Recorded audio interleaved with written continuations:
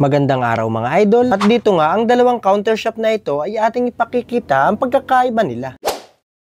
At atin nga pong bibigyang linaw ang katanungan ng ating isang tropa at ating sasagutin ang katanungan niya. At ayon sa tanong niya ay kung magkaparehas daw ba ang counter shop ng RS125Fi at ang RS125 card type. Panoorin niyo po ang bidyong ito at nang malaman ninyo kung ano nga ba talaga ang mga pagkakaiba nila. At dito nga ay mapapansin ninyo na ang parts number nito 23221 KPH900.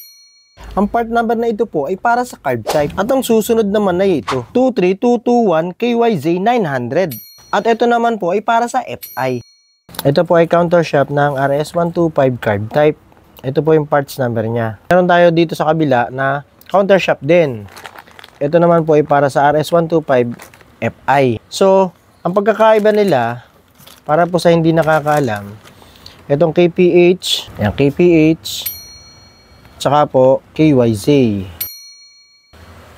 Yan, dyan lang sila magkaiba. And then, pakikita ko sa inyo, pagkakaiba nila kapag binuksan na. Ito po ay ang pang card type.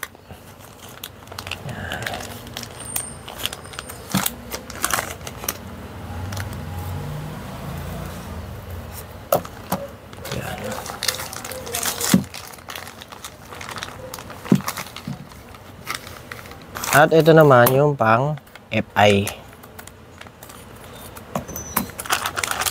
So maganda yung packaging ng FI kasi meron siyang protection.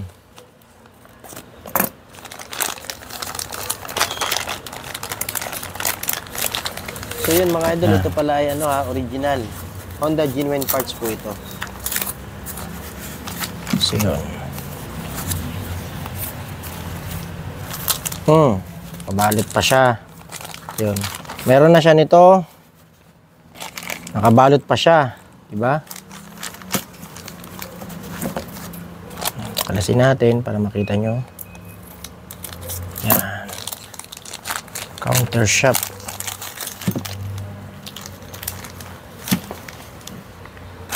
Yan.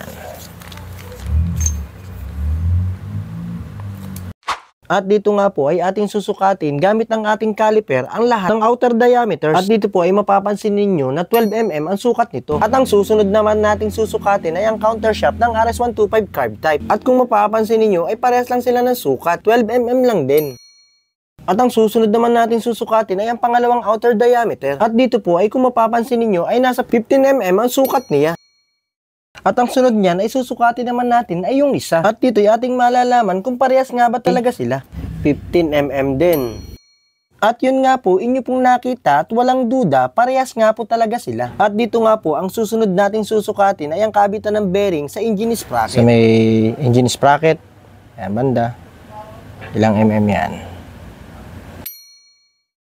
At ang susunod naman natin susukatin ay ang counter shop ng RS125 carb type. Ayan, anong sukat mga idol? O, parehas lang sila, 17mm. At yun na nga po, atin na nga pong natapos ang pagsukat ng mga outer diameters at mga kabitan ng mga bearings nila. At ang susunod naman ay ating titingnan kung ano mga itsura nila at mga kabitan ng mga transmission bearing. At para po sa kaalaman ng iba, ang transmission gear ng FI at saka ng carb ay parehas lamang at uubra or papasok sa parehas na counter shop. Kaya kung wala po tayong mahanap na counter shop ng RS125Fi or XRM125Fi ay 100% ay pwede po natin gamitin ang para sa RS125 carb type. At ang makina ng RS125 carb type, XRM125 carb type, Wave 125 ay iisa lamang. At para sa mga baguhan at hindi nakakaalam, ano nga ba ang topic natin at pinag-uusapan na counter shop? Ang counter shop ay ang pinagkakabitan ng mga transmission gearings na kung saan ay dito din nakalagay ang ating engine sprocket. Na ang kadalasang nagiging sira nito ay nauubos ang kanyang thread, spline or yung pinagkakabitan mismo ng ating engine sprocket. At kung umabot ka sa punto ng bidyong ito at kung natuwa at may natutunan ka, paki-like and share naman at paki-follow na rin para masaya. Big shoutout nga pala sa mga idol ko na palaging nanonood.